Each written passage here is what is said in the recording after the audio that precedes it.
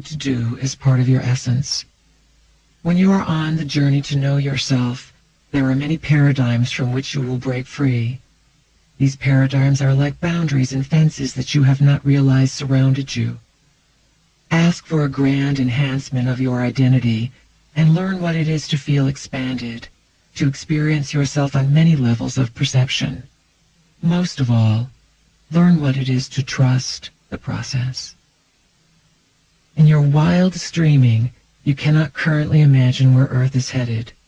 The masses are entranced by a world of facts, encyclopedias, television, and newspapers, and the multidimensional anomalies have not yet penetrated your plane of existence too deeply. When they do, things beyond what you can conceive will begin to occur. As a journeying entity, you were called an impulse to explore Earth as a place within the solar system that serves to stage life and is a home for ancestral codes. Earth is a birth house where life is created and experienced. Recollect for a moment the idea that the game masters are parents of civilizations by means of conceptualization.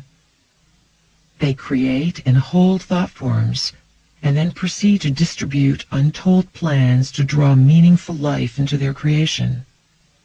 They experience the web of existence as a force and field of unlimited awareness that is intelligent and responding. Perhaps you are aware of those who watch over your home and experience it as a place to visit and play with reality. This is your recognition of yourself. You are becoming aware of yourself as a game master, experiencing Earth as a native within your own creation. Recollect the concept of the game masters creating civilizations, then becoming immersed within their own construct of reality, only to awaken to this knowledge. Earth, in terms of time, is quite ancient, and there are stories concerning her that have long been buried and hidden away. Sumerian records hold numerous keys for expanding an understanding of your ancestral lineage. The records maintain that for eons a caste of celestial characters with multiple agendas graced the stage of Earth. These ancient records recall a time hundreds of thousands of years ago when two ruling brothers, Anki and Enlil, were in charge of the Project Earth. These visitors, called the Anunnaki, came to Earth from the heavens and played God. They created what they wanted on Earth based on their own intentions. Their purpose was to experiment with life and create humans to dwell on Earth. These gods are your ancient parents, having seeded a version of Earth's genetic line with their influence. Numerous anthropological discoveries offer clues to your past through old skeletal forms. The forms depict a human album of change throughout the last few million years. These archaeological discoveries portray what your scientists call stages of human development or evolution, assuming that human life was the same everywhere. In actuality, gods created various experiments employing the genetic material stored here in the library. A prime characteristic of this particular area of existence is the exploration of what is possible. Most crucial for you to consider is the concept of the gods as parents. Consider who they are as well as who you are in relationship to the stellar energies that are asking to be recognized. The Sumerian culture, considered by most experts to be the cradle of civilization, flourished about 6,000 years ago in an area called Mesopotamia, located between the ancient waters of the Tigris and Euphrates rivers in modern-day Iraq and Kuwait. The civilization was rediscovered in the last century. The area where it thrived is a political hotspot in late 20th century Earth, where war and many disruptions of power and value of life persist. The Sumerian culture was directed by those who came from the stars, the stellar reptilian ancestors. They were establishing a civilization once again, creating one more experiment to look at what could be done with the biological forces of Earth. The reptilian race, or Lizzies as we affectionately call them, are an integral part of your ancestral line. They are an awesome, ferocious, and gracious collection of consciousness, for they are many things combined into one. These reptilians are important for you to understand as aspects of existence that connect you to the deep taproot of your own heritage, your past.